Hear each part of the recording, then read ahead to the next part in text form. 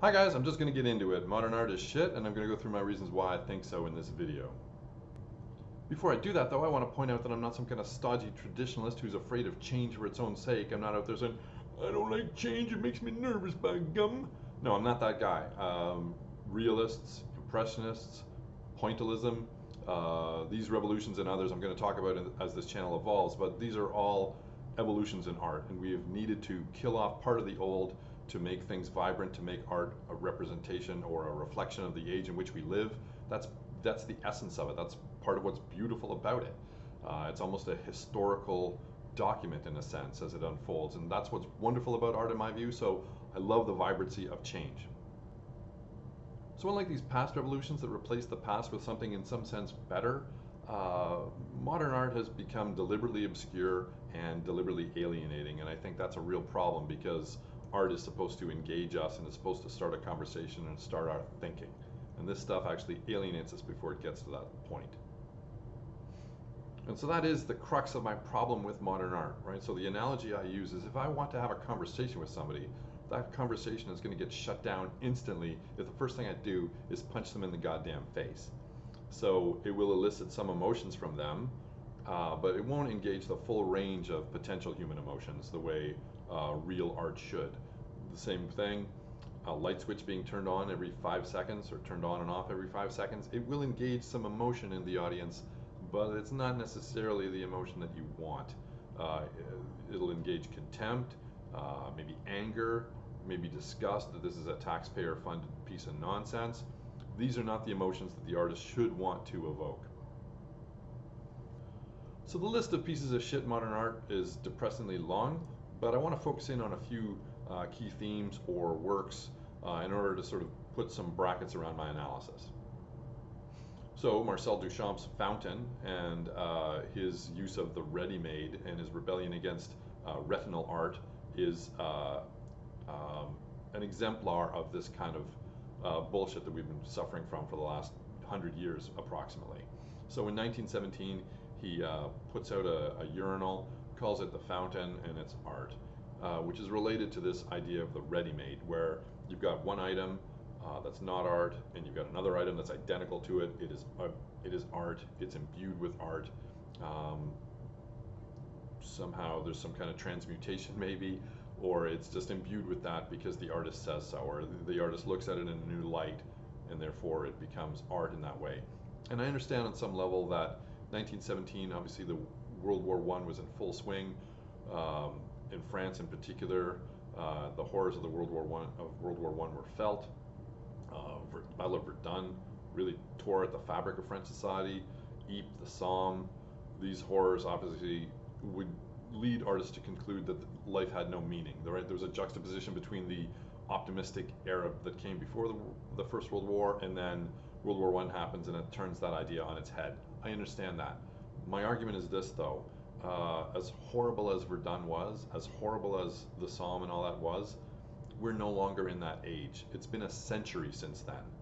It's been 100 years, and so if art is supposed to reflect the time in which it lives, we're no longer fighting each other in the fields of Flanders, right? Like, we are in a much, much better place now. So if we want to reflect the modern age, we've got to get past this sort of stuff. Cy Twombly, he's still active. Why, man? Just put the paintbrush down. It is so obscure, and it is so arguably deliberately obscure that it disengages with the audience so much that it's pointless. So stop doing it. It's just, what you're doing is garbage. Someone's going to spend hundreds of millions of dollars on it, but people have spent hundreds of millions of dollars on garbage in the past. Don't do it. Stop, please. I don't want to be a complete asshole in my analysis though, so I want to give the other side their due. I came across a TED Talk by Jane Deeth. The link is below. And I watched the TED Talk about 4 or 5 times, and the assumption undergirding Deeth's analysis is that there's a problem with the modern audience, right? So she complains about the fact that a modern audience is only going to look at a piece of modern art for less than 5 seconds. Fine. My response to that is that it's not the role or the responsibility of the audience to engage with the art. If you are an artist, especially a taxpayer-funded artist, it's your responsibility to draw in the audience. And if you want them to feel a certain way or think about a certain issue, it's your responsibility to draw them in. And if you're not doing that, you are failing as an artist, period.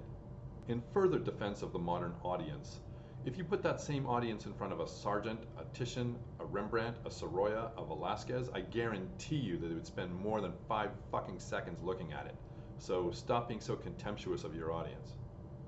The thing I found really kind of funny about Deeth's TED Talk is that she hears repeatedly from people saying things like, my 6-year-old could have done that. I could have done that in my sleep.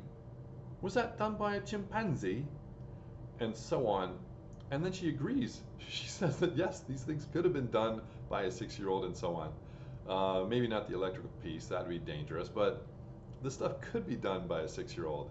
And so the craftsmanship of art has gone out the window, which further alienates the modern audience. And she seems to not understand that that's a huge problem.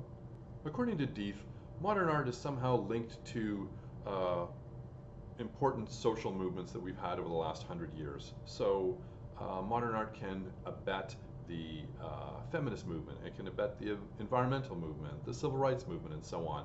I would say that if it's trying to do that, it's presenting a remarkably incoherent message, right? If you want to evoke the horror of, say, the Jim Crow South, for instance, swirling some paint on a wall is going to be a less coherent message than maybe impressionistically showing the horror on the face of a bus driver as he approaches a mob of axe-handle wielding Klansmen, right? That will more powerfully evoke the terror and inhumanity and cruelty of the Jim Crow South than would a few swirls of brown paint. Just throwing that out there. So that's my problem with modern art in a nutshell. It's deliberately obscure and alienating, and in being obscure and alienating, it's basically failing in the purpose of what art is supposed to be about, i.e. it's not engaging us in a conversation, it's not evoking emotion in us other than contempt and anger, and it's failing, it's therefore wanking. And a 100-year wank is just painful to watch. So in the words of Joseph Strummer, great political philosopher, if you've been playing for years, we already heard your song.